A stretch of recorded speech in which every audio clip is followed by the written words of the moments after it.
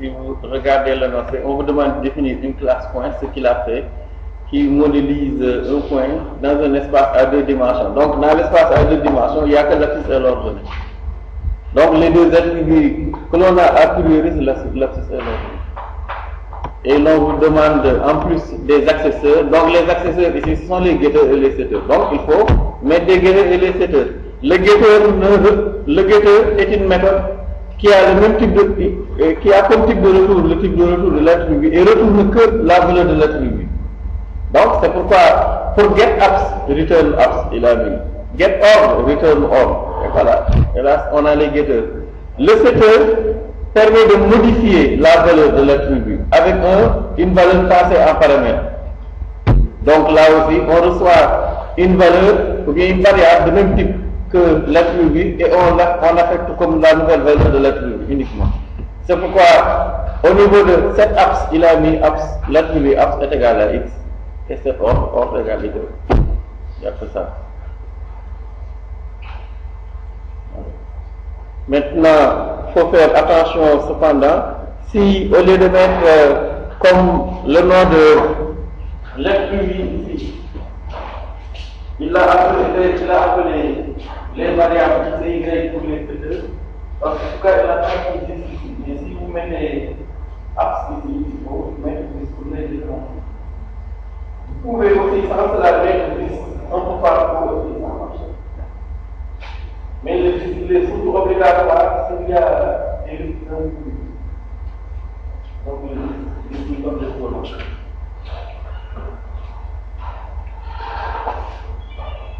Donc, il y a des risques d'ambiguïté. Et le mieux, c'est différencier les variables non de variables avec non de comme ça. Donc là, pour le constructeur va permettre de construire un point et de lui affecter comme valeur de l'axe X devant le bloc. Donc la distance, on l'avait vu, c'est la différence du carré, la racine carrée de la différence. La somme de la différence des axes. Donc,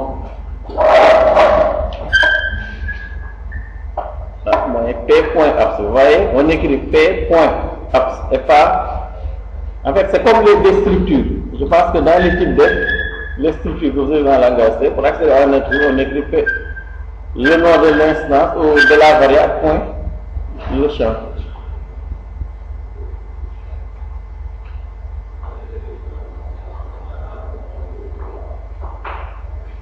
Donc, voilà, bon.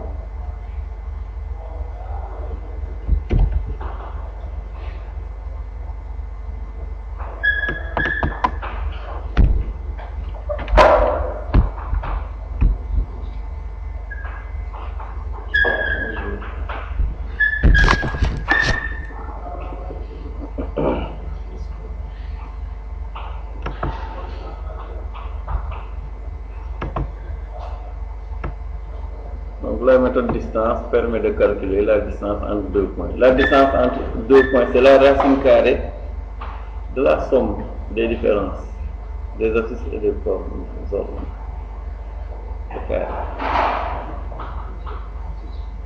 Donc ici, c'est deux méthodes de distance. Il y a une méthode de 100 paramètres, là qui permet de retourner la distance par rapport à l'origine, et la méthode distance qui reçoit Q qu'il vient d'implémenter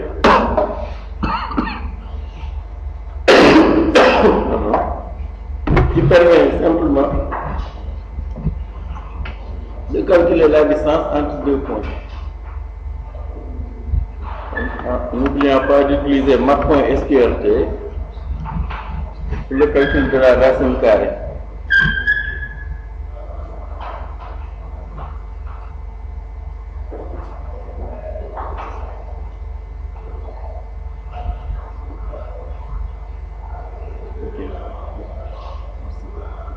Pour fermer la classe, fermante. Et voilà, donc la classe point est. Merci.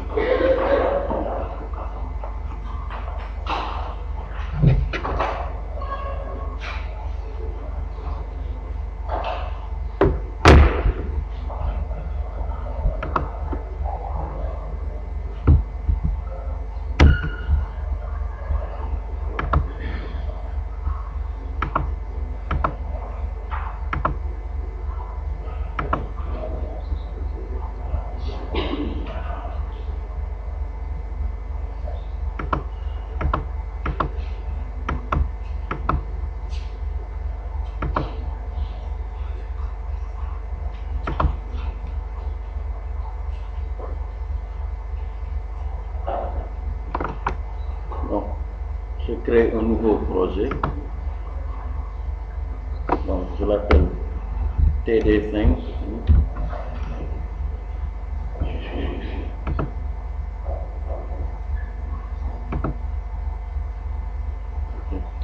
Donc, dans TD5, ça c'est l'exercice numéro combien 2. Donc, je crée une nouvelle classe. Exercice 2.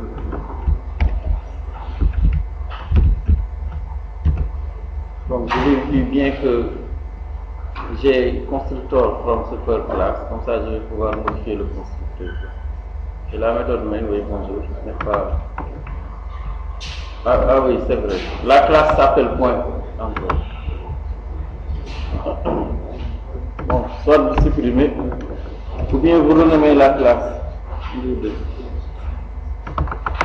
Donc, il faut créer une nouvelle classe qui s'appelle point. Ok. Et on vous a dit qu'il y a 2 attributs. Donc, je vais déclarer comme étant des attributs privés. Donc, double. Bon, il a mis double, mais vous pouvez mettre float ou un autre type aussi. Donc, double apps, il a appelé l'axis apps. Et l'ordonnée aussi, or. Donc, double.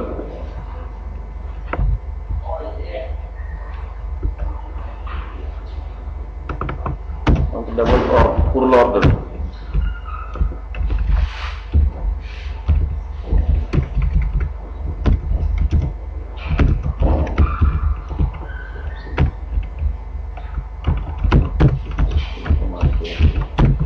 Voilà. Donc ensuite, le constructeur, c'est un constructeur avec argument, on va dire. Soit vous le mettez, ou bien bon, vous pouvez même l'enlever. Donc d'abord les getters et les setters.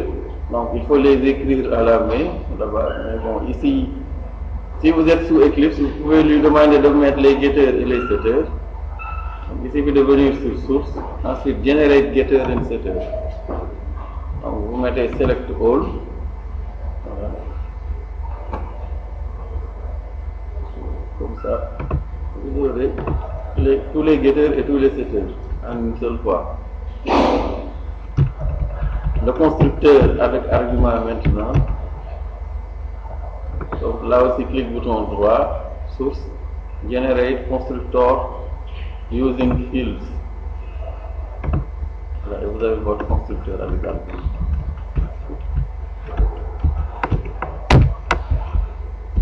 Voilà pour le premier exercice. Donc il ne reste que les méthodes distance.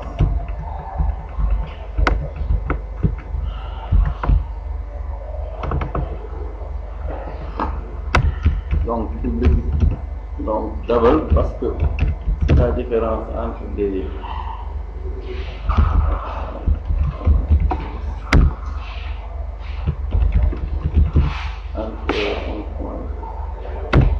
le point courant et un certain point P.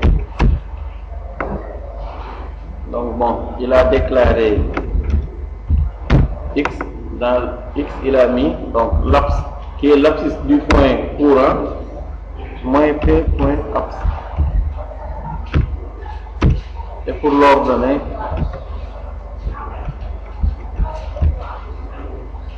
donc une autre variable Y qui reçoit ordre moins l'ordonnée du point P.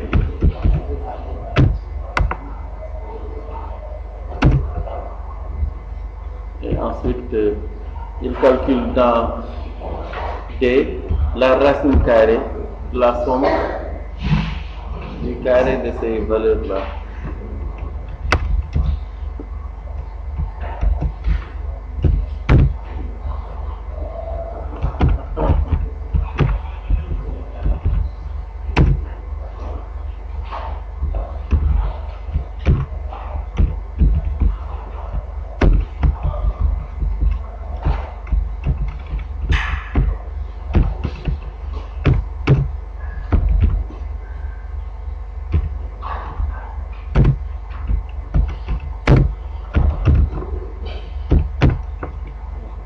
et que l'on retrouve.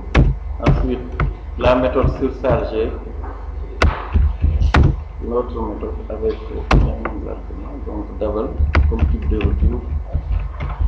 Donc non distance,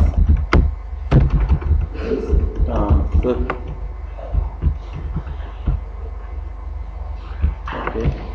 Donc là, je pense que on peut même utiliser, vous pouvez utiliser la première méthode ici en lui demandant donc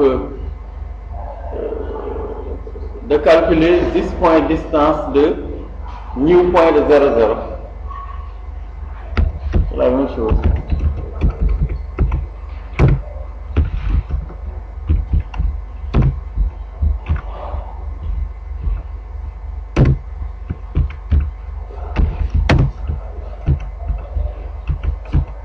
Ou bien vous décrivez la forme.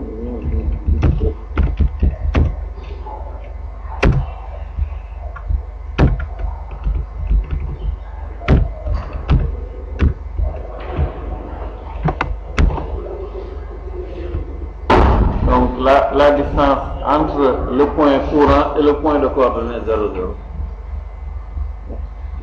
Comme ça, nous ne faisons qu'appeler la première méthode qui a été déjà écrite, qui est celle-là.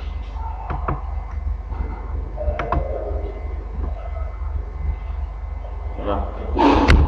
Ou bien aussi, vous dites que c'est la racine carrée de l'abscisse au carré plus l'ordonnée. Ou la distance entre le point courant et le point de coordonnée 0, 0.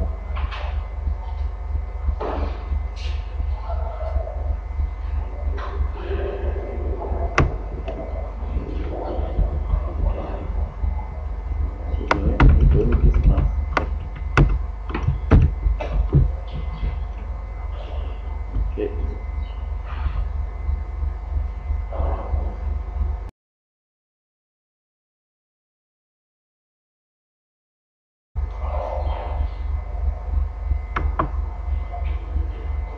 L'exercice numéro 3, là, il vous est demandé de définir une classe polygone qui modélise un polygone dans un espace à 2 dimensions.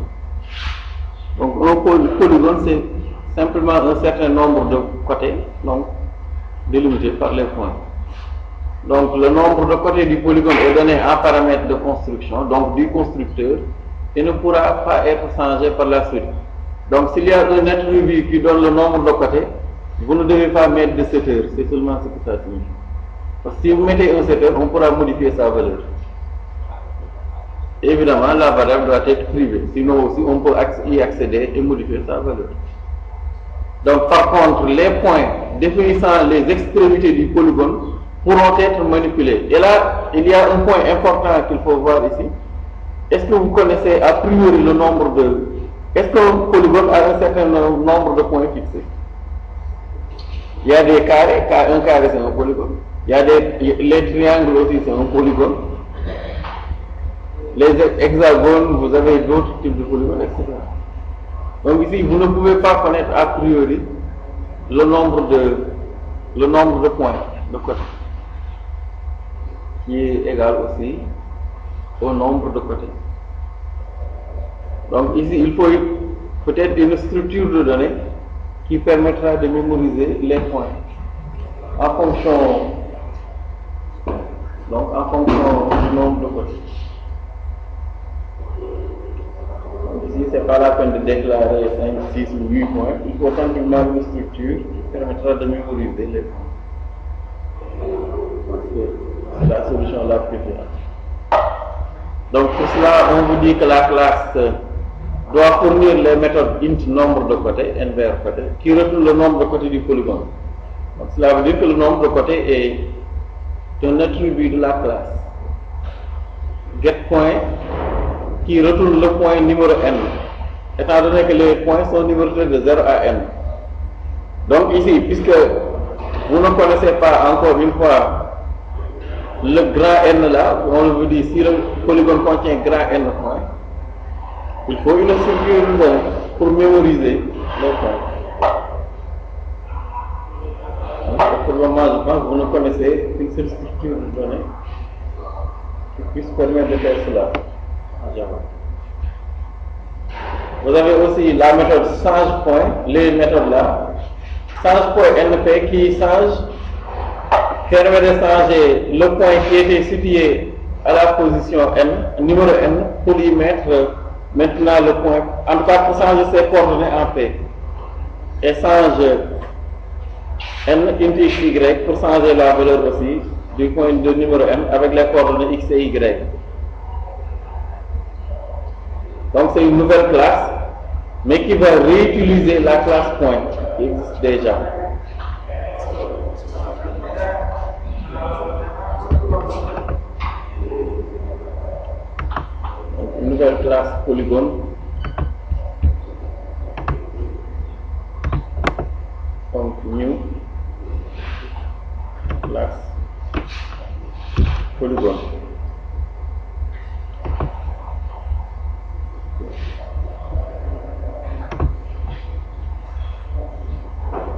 Donc dans un espace à deux dimensions, vous avez le nombre de côtés et les points.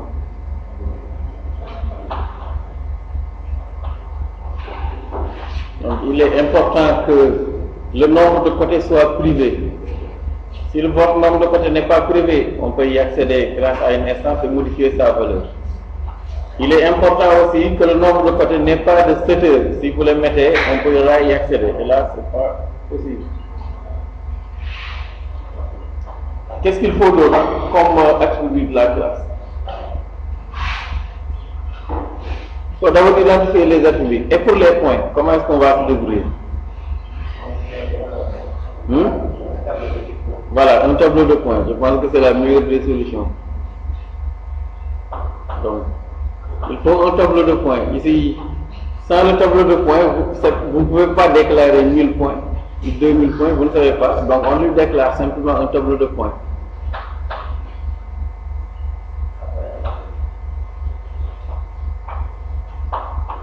Bon, oui, pourquoi pas. Mais ça, de toute façon, je ne pense pas qu'il ait le temps de saisir 100 points. Rien que pour un hexagone 6 côtés. Voilà, donc avec ça, c'est bon. Et même on pouvait ne pas faire cela. Tu pouvais simplement déclarer le point, le tableau. De ce fait, dans le constructeur, si tu donnes le nombre de côtés, tu l'instancies avec le nombre de côtés. Sinon là, tu vas déclarer 100, mais c'est sûr qu'il ne va pas utiliser un polygone de 100 côtés, c'est pas possible. De toute façon, quel que soit le polygone qu'on a, le nombre de côtés est négatif au nombre de côtés.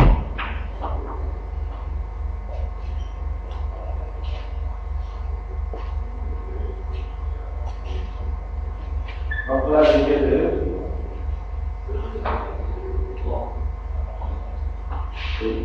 Donc ça permet de jouer simplement le rôle de B qui retourne le nombre de côtés. Donc je fais ça. Ensuite, on te demande la méthode de la getPoint qui retourne le point à la position N. Donc ça retourne simplement tab de N. Ici, tab permet de mémoriser les points. Donc bon, c'est une méthode qui retourne un point. C'est pourquoi ici, on vous a mis point. Point étant la classe précédente. Donc, il faut obligatoirement que vos deux classes soient dans le même paquet. Ou bien aussi, comme vous spécifiez dans les imports, dès que vous allez écrire point, vous allez voir qu'il va mettre une porte point. Ensuite, vous avez la première méthode change point N qui change simplement les coordonnées du point N pour les mettre P. Donc à la position N, au lieu de laisser, on y met P. Donc il suffit de mettre à la position N du tableau P étant du point. On va remplacer.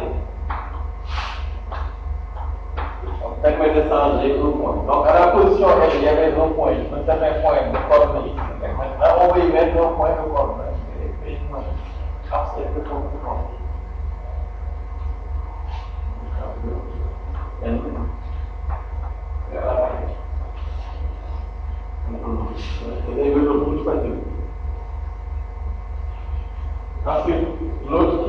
un point à la position L pour mettre X pour coordonner et Y pour axis. Il suffit d'accéder à l'axis de X du point à la position P pour y mettre X. Là, on peut passer par le setup. Ou bien utiliser l'autre méthode.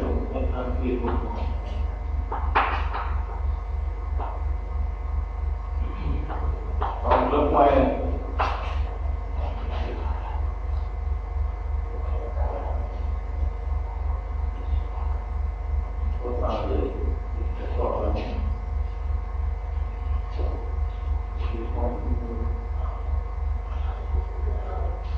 il y a plusieurs manières de faire.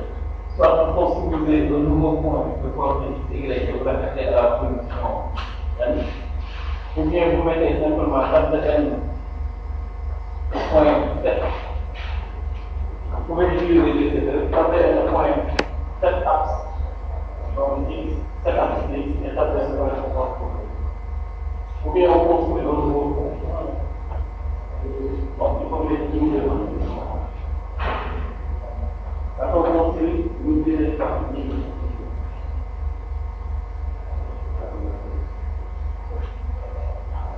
Le constructeur maintenant, puisqu'on vous avait dit que le paramètre constructeur à paramètres. Le nombre de côtés du polygone est donné à paramètre de construction.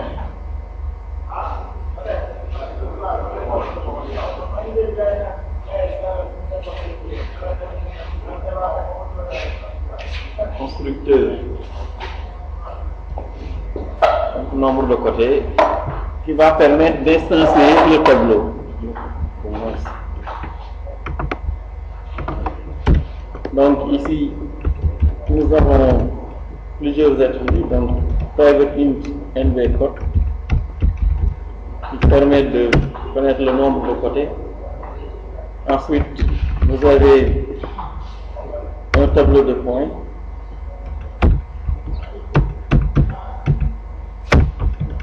Là. Donc, ensuite, on nous avait demandé au préalable une méthode int nb qui retourne le nombre de côtés nbr sans e. Bon.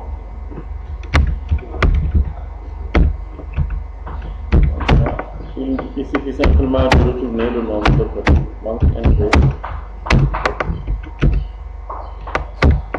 Bon, je l'appelle NBR côté, c'est ce nombre.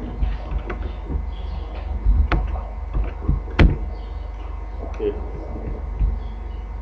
Donc ensuite,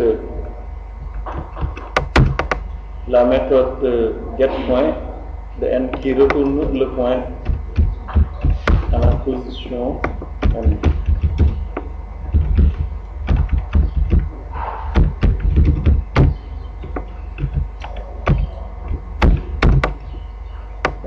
Il suffit de retourner une table de n.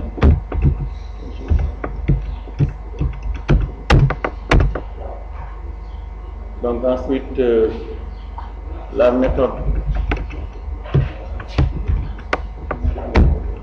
getPoint, mais qui reçoit la position et les à 100 points plutôt. Je complète ici.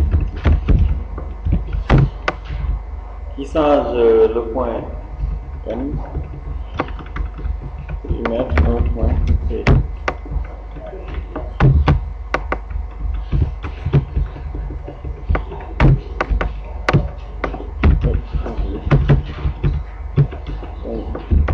Void, ça ne retourne rien du tout, donc table de n est égal à P.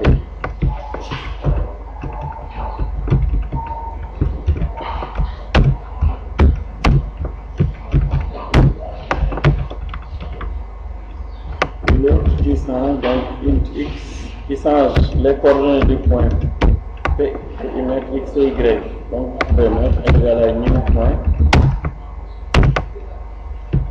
de x et de y. Là, c'est complet. Maintenant, pour le constructeur, il reçoit en paramètre le nombre de côtés. Donc, int n, il l'a appelé. Donc, ça va permettre d'instancier le tableau. Donc, tap est égal à new point.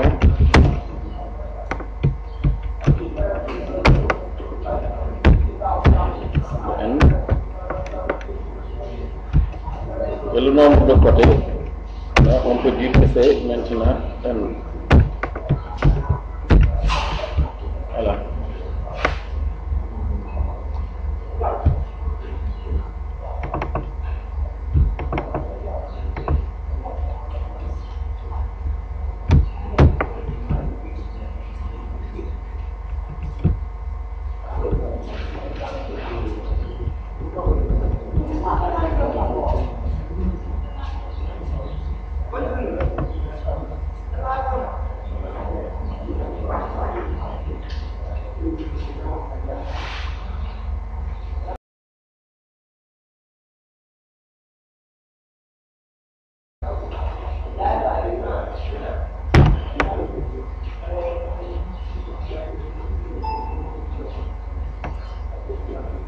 Donc, pour l'exercice numéro 4, on vous demande d'ajouter à la classe polygone la méthode périmètre qui calcule et retourne la valeur du périmètre du côté. Donc, le périmètre, c'est simplement la distance entre les différents points qui composent donc, le polygone. La méthode distance, vous l'avez déjà. Donc, il faut parcourir tous les points successivement. Si le tableau contient 6 points, il faut le périmètre, c'est la somme des distances entre le point numéro 0 et le point numéro 1, ensuite le point numéro 1 et le point numéro 2, etc.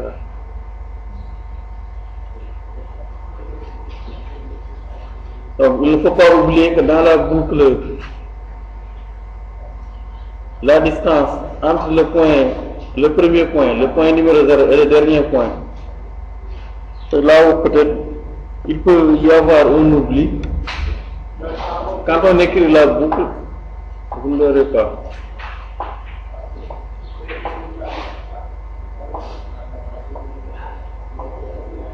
Périmètre. Donc, qui retourne le périmètre. Donc, le périmètre ici. Hein? Non, double. Parce que la méthode distance est un double ici. Et nous aurons besoin d'utiliser la méthode distance.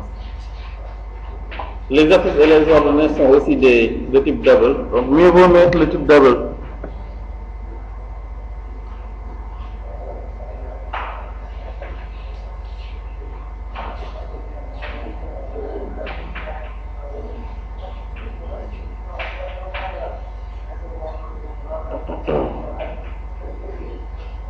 Voilà, donc on l'initialise à 0 et progresse successivement. On va calculer la distance entre les points qui sont contigus dans le tableau. Simplement. Voilà, donc une boucle for, c'est bon, ou bien une boucle while, n'importe quelle boucle. De toute façon, il faut parcourir tous les points et à chaque fois, calculer la distance entre le point courant et le point qui se trouve après. Donc ici, strictement inférieur à n bar côté moins 1, sinon vous allez déborder. C'est l'appel simplement de la distance entre table de... Bon, on va voir comment ça va se débrouiller. Entre table de I et table de I plus 1. Mais tout en sachant que quand vous sortez, il y a une distance, la distance entre le point d'origine et le dernier point n'est pas calculé. Il faut le rajouter. Donc, péri plus égale à. Donc voilà, table de I, point distance de table de I plus 1. Il n'y a que ça à faire. Rien d'autre.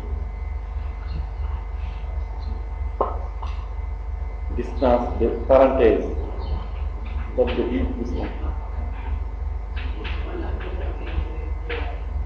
Alors, ok. Maintenant ici, il faut rajouter au périmètre la distance entre le point numéro 0 et le dernier point, parce que la boucle ne prend pas ça en compte. Donc dans le premier temps, vous voyez, pour y égal à 0, on va mettre dans périmètre la distance entre le point numéro 0 et le point numéro 1. Pour y égal à 2, il va rajouter la distance entre le point numéro 1 et le point numéro 2. Si c'est un hexagone, 6 points, 6 côtés, ou bien 6 points, on va mettre dans périmètre la distance entre le point numéro 0 et le point numéro 1, ensuite le point numéro 1 et le point numéro 2, le point numéro 2 et le point numéro 3, numéro 3 et numéro 4 et numéro 5, et la boucle s'arrête. Mais il reste une distance supplémentaire, c'est la distance entre le point numéro 0 et le dernier point, c'est ce qu'il a rajouté ici. Donc si c'est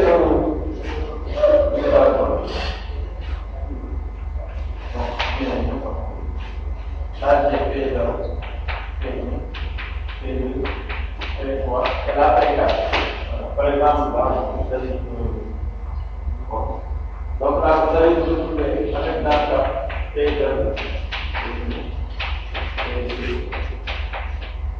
voilà, donc là, c'est un pentacle, 5 colonnes. 5 colonnes,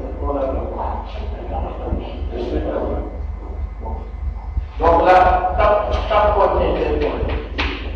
Donc, si je peux calculer là, le périmètre, c'est cette distance, c'est cette distance, etc. Donc, une boucle va permettre de calculer tous les points.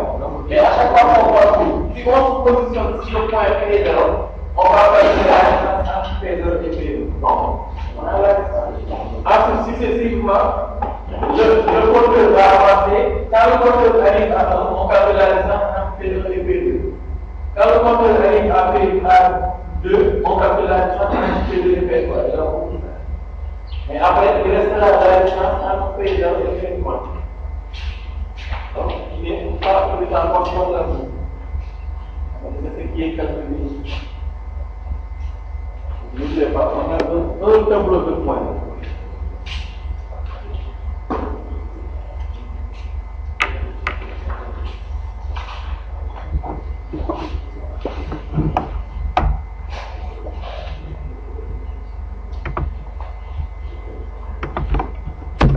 Donc, pour la méthode périmètre, donc double parce que, voilà, donc double, public double.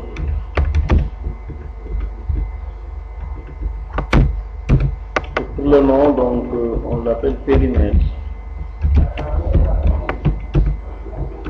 Périmètre. Donc, la méthode va permettre de calculer le périmètre du polygone. Donc le polygone ici est modélisé comme un tableau de plusieurs points. Nous connaissons le nombre de points. Pour calculer la distance, il suffit d'utiliser la méthode distance de la classe point pour calculer la distance entre tous deux points qui sont contigus dans le tableau. Donc soit on utilise une boucle for ou une boucle while. Donc ici une boucle for. Donc, iterate over array. Donc, pour i allant de 0, mais jusqu'à ici, nbr côté moins 1. C'est parce que à chaque fois on prend nbr, à chaque fois on raisonne suivant le point numéro i et le point i numéro i plus 1. Pour ne pas dépasser, il faut mettre comme limite nbr côté strictement égal à nbr côté moins 1. Si vous mettez strictement inférieur à nbr côté, vous allez déborder. Parce que vous allez calculer la distance entre le point de coordonnée, le dernier point, et un point supplémentaire qui n'existe même pas. Donc, je l'ai mis dans la méthode main. Il faut mettre la boucle dans la méthode périmètre. Donc, moins 1, sinon vous allez déborder. Donc, pour y allant de 0, moins 1. Donc, on déclare une variable péri initialisée à 0. Donc il va simplement permettre de mémoriser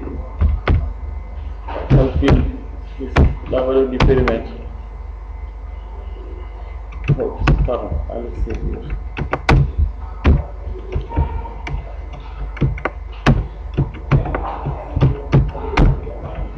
Et à chaque fois, on ajoute la péri. Donc, table de I. Donc, table de I, c'est un point. C'est le point qui est à la distance. C'est le point qui est mémorisé à la position I. Donc, point distance de table de I plus 1. La distance par rapport au point de coordonnées I plus 1.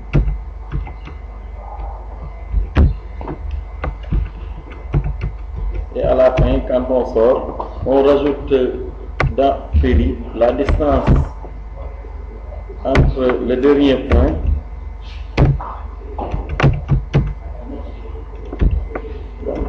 la distance entre table de 0 et le dernier point du tableau qui est à NBR moins 1.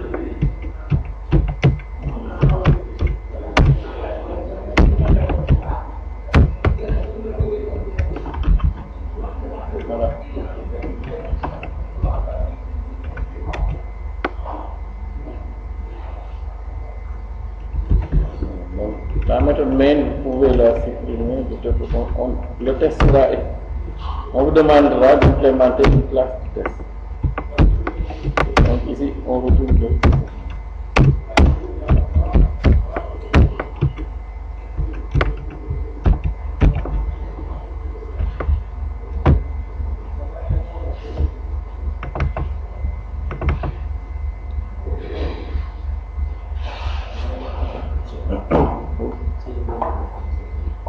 C'est le nombre de points. Oui. Non, je ne pense pas. Dans les polygones, le nombre de côtés est égal au nombre de points. Il faut vérifier. Mais je pense que pour tout polygone, le nombre de côtés est égal au nombre de points. En tout cas, d'après les polygones que je connais. En tout cas, pour des polygones en 2 dimensions. Hein? Bon, oui, tout est branché. Un rectangle, c'est 4 côtés. En tout cas, c'est toujours égal.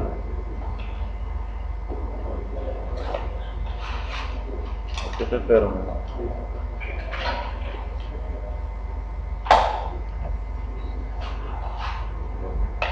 Oui.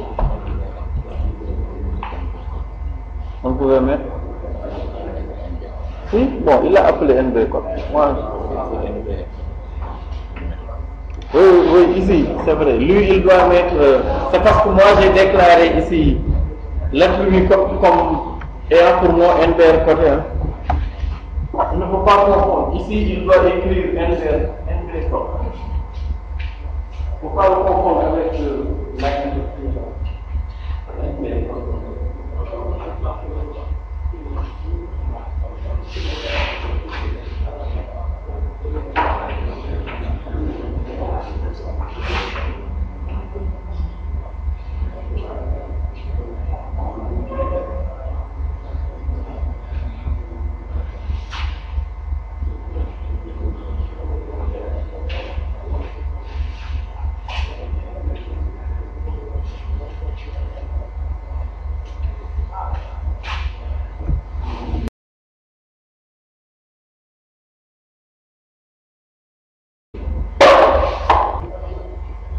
Donc on vous demande d'écrire pour l'exercice numéro 5 un programme qui instancie un polygone à 6 côtés, donc un hexagone, puis qui modifie les coordonnées d'un des points d'extrémité choisis au hasard. Donc là, il faut générer un nombre aléatoire. Les nouvelles coordonnées de ce point doivent chacune être tirées aléatoirement dans l'intervalle 0,300. Donc, et il faut répéter cette opération jusqu'à ce que le périmètre atteigne la valeur de 600. Donc, tant que le périmètre n'est pas égal à 600, il faut générer un nombre aléatoire sur le nombre de côtés, afin d'aller prendre un des points. On prend un point, on génère encore deux valeurs aléatoires qu'on lui affecte comme ces nouvelles coordonnées, jusqu'à ce que le périmètre soit égal à 600. Bon. Donc ici, il nous faut une nouvelle classe. Donc on a simplement dit donc un programme, donc je l'appelle test polygone.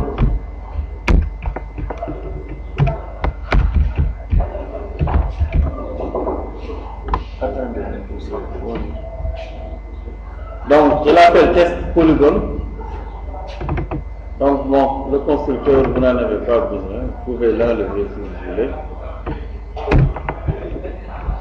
Donc il me faut d'abord un polygone. Donc on déclare un polygone. Donc polygone, bon, je peux l'appeler poly. Et là j'appelle le constructeur égal à new polygone de 6. Voilà. Maintenant il y a là ça permet simplement de dire que le nombre de côtés c'est 6 et qu'on a instancié un tableau de 6 points. Mais les points doivent avoir des coordonnées. Donc il faut aller à poly, point table de 0 et y mettre, en tout cas changer les coordonnées du point 0, du point 1, du point 2, etc. pour y mettre des points avant de mettre la boucle. Donc soit vous mettez des coordonnées ici, vous les connaissez, ou bien vous les mettez dans la manière de générer aléatoirement. Bon, c'est à vous de voir.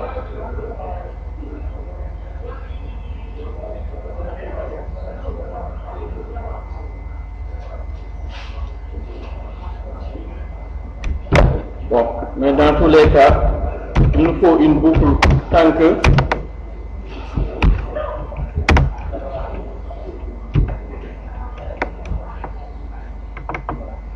tant que poly, un périmètre inférieur à 600. Voilà. Donc là, il me faut, donc je déclare une variable ici, une instance de random, pour pouvoir générer aléatoirement des nombres, parce que sinon je l'appelle rand, égal à new random. Ça me permet de générer aléatoirement des nombres. Donc là je récupère d'abord un indice, donc int i, mais run.next int, qui va permettre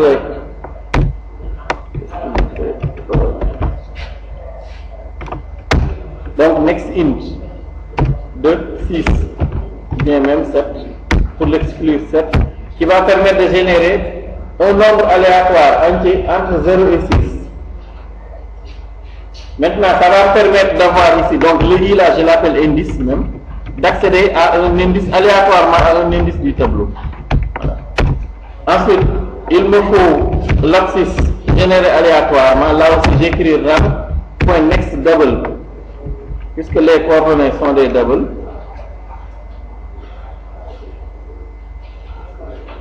Ah oui, c'est vrai, ici, next double. Bon, je mets 300. Est-ce qu'il accepte les paramètres? Non. Donc, sinon, je mets next int. Comme ça, je ne prends que des coordonnées entières. Voilà, next int de 300. De même aussi, un certain y. Voilà, avec next int 300. Vous allez voir, il va me générer des nombres aléatoires. Et là, j'utilise simplement change point. Donc, poly, point change point, qui change le point numéro indice, voilà, pour lui donner comme nouvelle coordonnée x et y.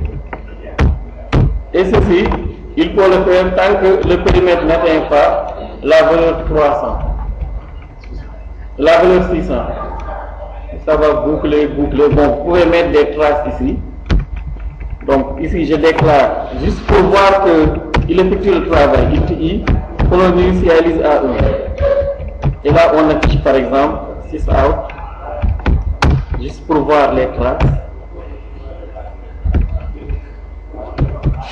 Attendez, j'arrive.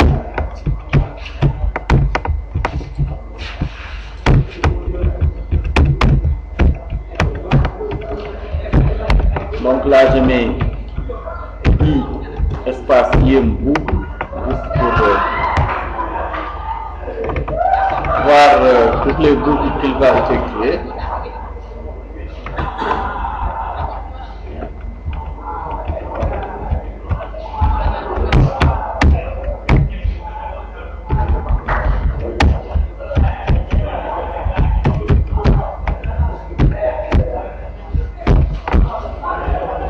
Donc, boucle numéro I, bon, je mets des traces, par exemple, distance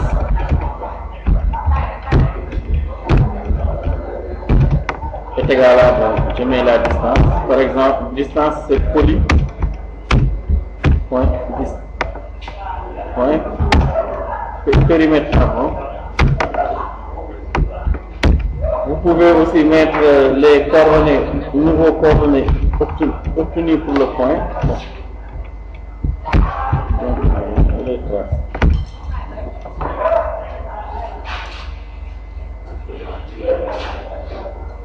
Oui, j'arrive, attendez. Donc, ensuite, vous exécutez, qu'est-ce qu'il vous dit? Nul pointeur assignment. Il faut attendre que je termine d'abord. Donc, ici, qu'est-ce que c'est ça? J'espère qu'il n'est pas sorti ici.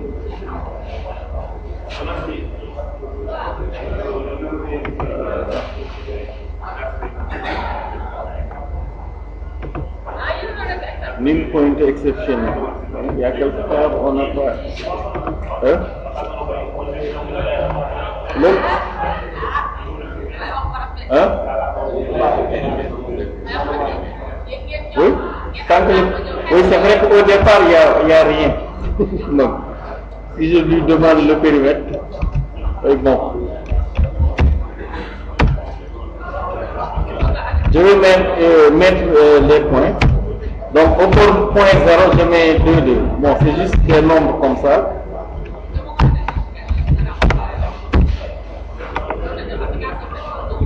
Comme premier point, je mets 1, 2. Bon, numéro 1. Il faut les 6 premiers points.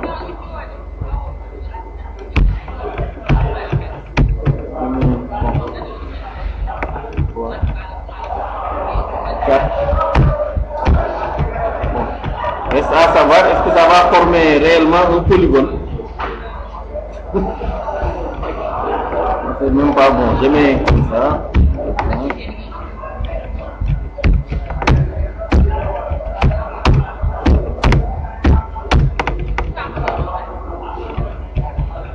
Donc 3, 4, 5.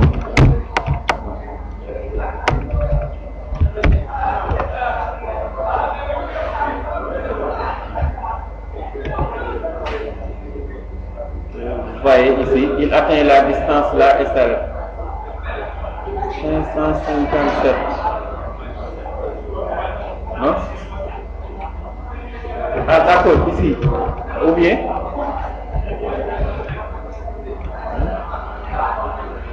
Pourquoi il s'arrête à... Donc il faut revoir l'axe ici. Voilà, donc ici c'est bon. Quand il atteint la boucle numéro 2, il atteint la distance. Donc il faut peut-être mettre dans le polygone une méthode qui affiche simplement les coordonnées. Comme ça vous pouvez vérifier. Ou bien à chaque fois, vous affichez les points du polygone. Bon, on le continue après la pause. Donc ici, il y a des correctifs à porter. Donc ici, c'était 600. Donc pour la génération du nombre aléatoire, il ne faut pas mettre 7, mais 6. Si vous mettez 7, vous allez vous retrouver avec des exceptions de type out of bound exception, parce qu'il va peut-être tomber sur 6. Là, quand on met 6, ça permet de générer des nombres aléatoires entre 0 et 6 exclus, cet intervalle. Oui? Oui, c'est une classe, c'est la même classe. Mais là, ça permet de générer beaucoup plus rapidement des nombres. Si tu regardes, si tu utilises math.rand de multiplier par ça change pas rapidement. Donc ça, par exemple ici, ça permet de générer un nombre aléatoire entre 0 et 6 exclus. Et là, ça change plus rapidement qu'avec la programme de multiplier par 6. Là aussi, next in de 300. Là, ou bien 300, voilà. Voilà. Donc, là, ça permet donc de ne pas avoir l'erreur qu'on avait avec les erreurs out of bound exception. Donc, on va juste mettre une trace ici. Puisqu'il boucle, pour savoir à chaque fois qu'il boucle, quel est le polygone qu'on a avec ces points. Donc, pour cela, il faut peut-être mettre une méthode affiche dans le polygone. Donc, on rajoute une méthode affiche dans la classe polygone. C'est juste pour afficher le polygone et ses points, donc public. Void. Donc, on l'appelle affiche. Ça va permettre à chaque boucle de savoir qu'est-ce qu'on a. Donc, on met un 6 out.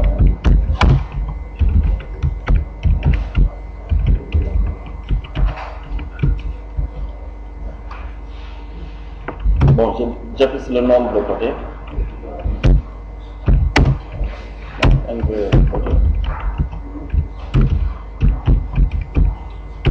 Voilà, et à la ligne ici, je veux afficher la liste des points.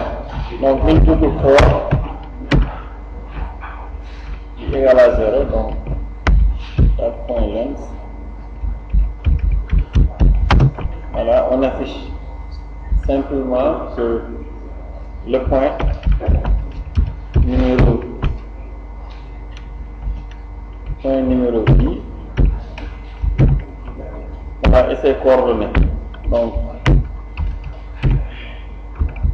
cette table de I point abscisse point get abscisse.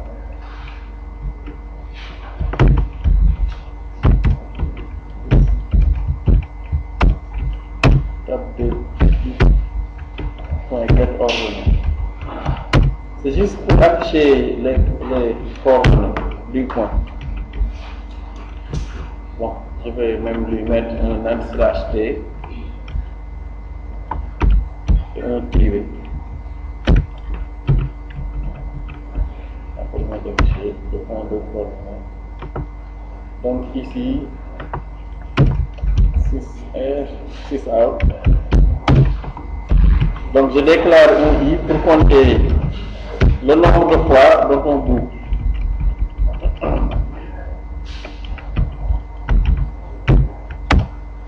Donc boucle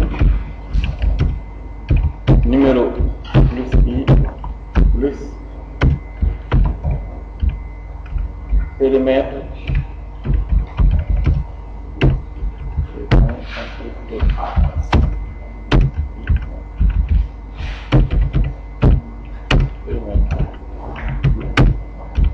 ensuite on affiche le polygone, donc polypoint affiche. C'est juste pour améliorer l'affichage, vous n'êtes pas obligé de le faire. Et voilà, donc quand j'exécute ici, au bout de combien? Non, au bout de 3 boucles, donc I++. Donc pour la première boucle ici, le polygone a pour périmètre 69, avec au point de coordonnée 0022, au point numéro 1, 3, numéro 4, numéro 5, voilà, au point de coordonnée numéro 5 qui a changé 3415. Ensuite, deuxième boucle 556, troisième boucle 920, voilà, juste, voilà, et là on s'arrête. Donc, je modifie ici pour incrémenter le I. On peut mettre I++ en parenthèse.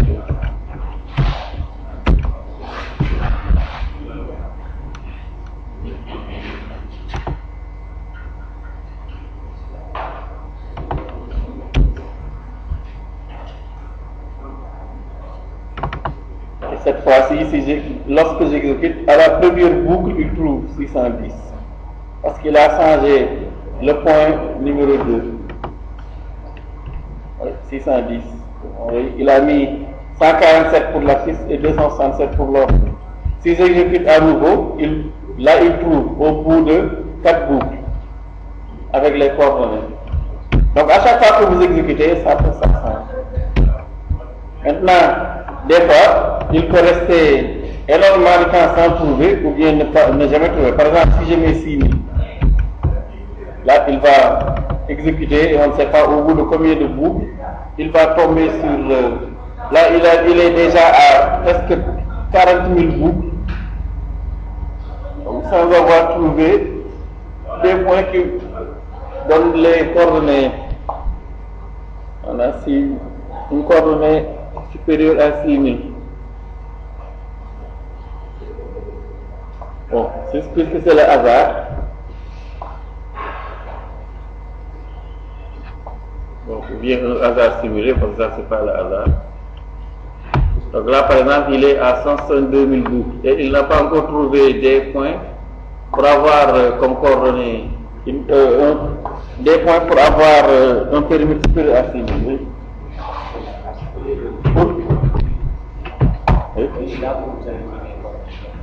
Oui, c'est vrai qu'au départ, il faut essayer. Hein? Là. Ah, mais le problème, c'est que si je le commande, là, il n'y aura rien. Je vais tomber, est-ce que je ne vais pas tomber sur un array? Voilà. Null point exception. Parce que le polygone est constitué d'un tableau de points. Il faut dire quelles sont les coordonnées de ce tableau de points. Ou bien aussi, au départ, peut-être vous initialisez tous les points comme pour leur donner des coordonnées. Ou bien vous voyez aléatoirement ici, c'est vrai. C'est possible, non? Bon, on pouvait mettre une boucle ici. Donc, inférieur à 6. Ensuite, vous pouvez ramener cette boucle ici.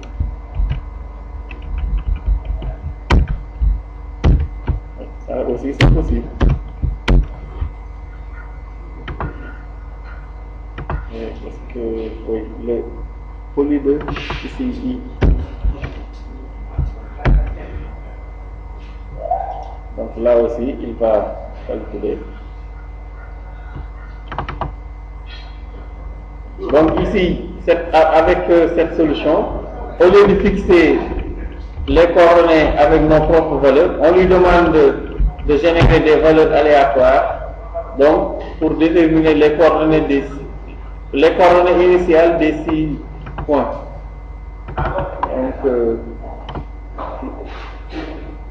Donc on peut enlever l'indice là, mais puisque j'ai mis 6000, il va boucler. Donc je réduis, je mets 600 et normalement là,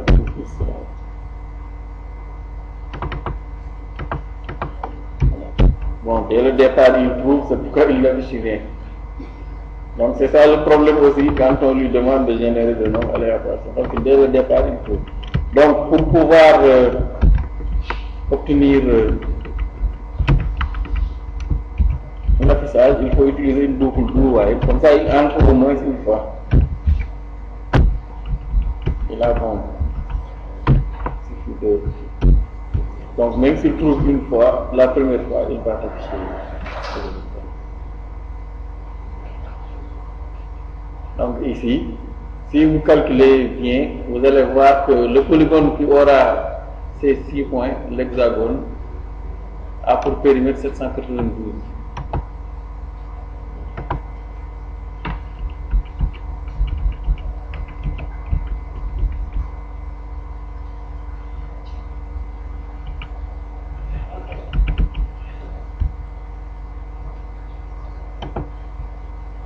Voilà, la classe random. Et là, ça permet de générer plus efficacement des nombres aléatoires. Parce que maintenant, il est random multiplié par 300 ou 600, vous pouvez l'essayer, donc c'est pas très rapide. C'est au niveau des virgules où ça évolue rapidement, mais dans la partie entière, quasiment, ça ne change pas. Ce qui pose problème.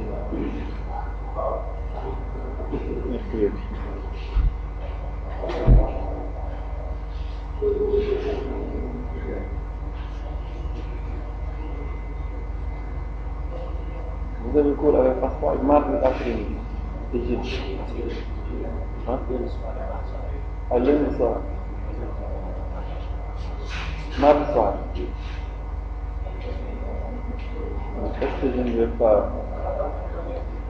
Il faut que je déplace le cours du mardi matin ou du mercredi matin, le mardi soir. Soit on descend le cours du matin au soir, ou bien on prend le cours du mercredi soir, on l'amène au soir.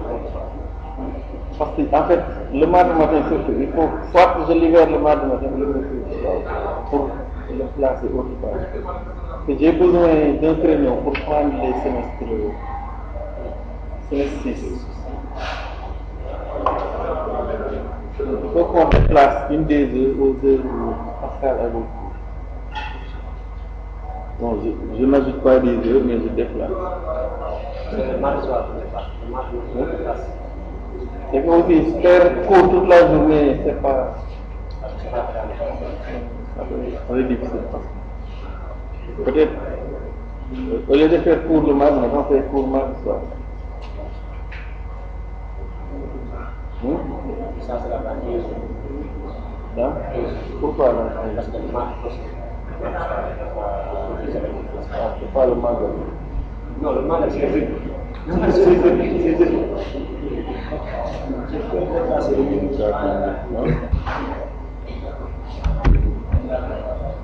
Donc là, bon, si vous, peut-être en augmentant le périmètre demandé, mais sinon la boucle s'arrête très rapidement. Donc, par exemple, je mets 2600.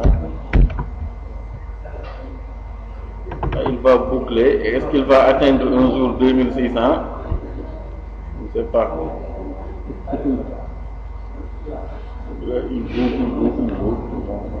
Mais bon, si vous regardez, ça oscille entre 800, 1000 et quelques, etc.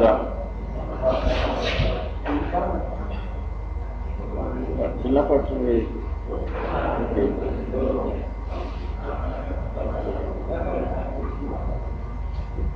Mais c'est le problème des nombres aléatoires, c'est le hasard. Bon, le hasard ne sait pas, ça tombe souvent.